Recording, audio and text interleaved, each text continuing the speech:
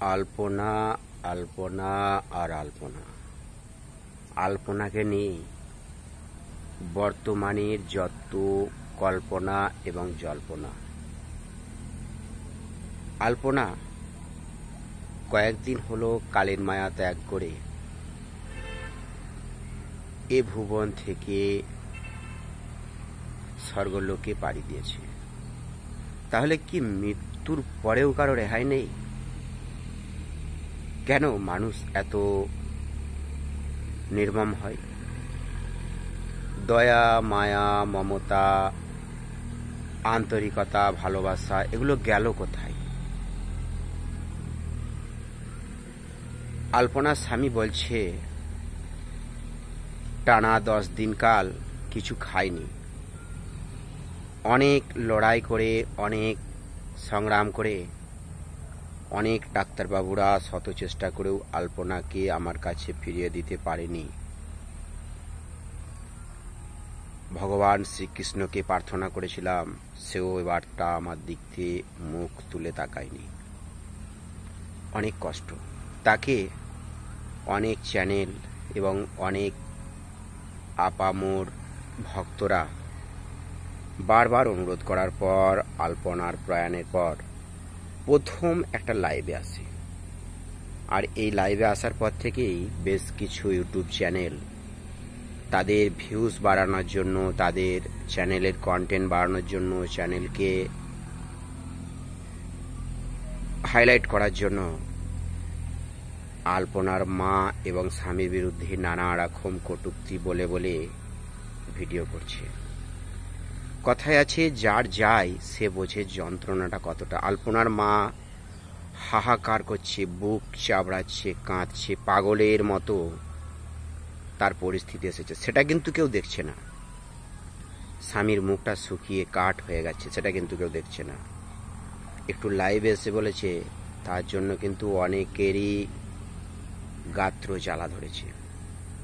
ভোরের তারা চ্যানেলে প্রতিদিন ভোর 5টায় একটা ভিডিও আপনারা দেখেন, বরুল মা তারা মাতৃ আশ্রমের ব্যবস্থাপনায়।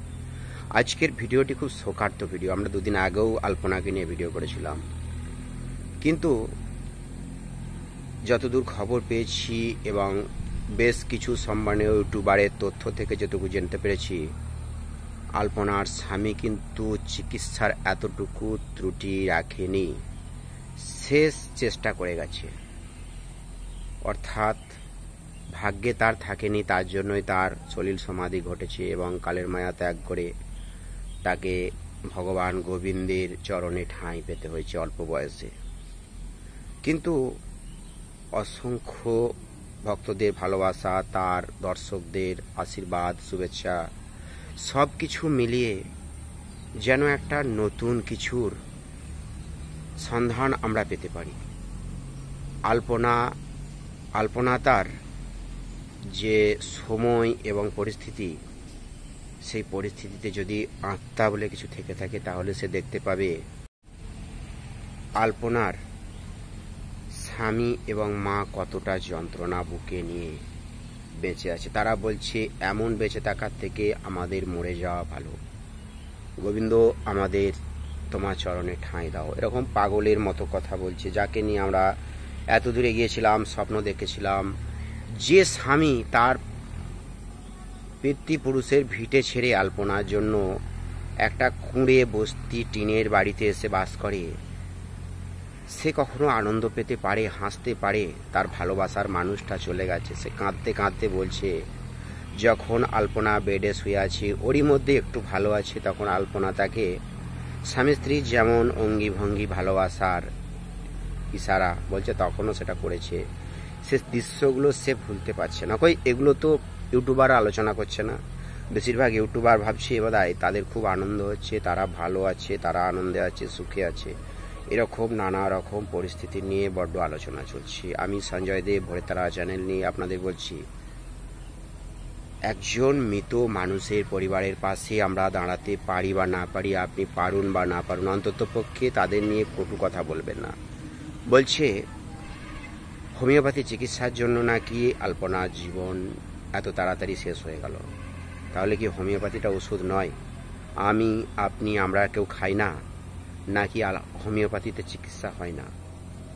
হোমিওপ্যাথি অ্যালোপ্যাথি বলে কিছু হয় না।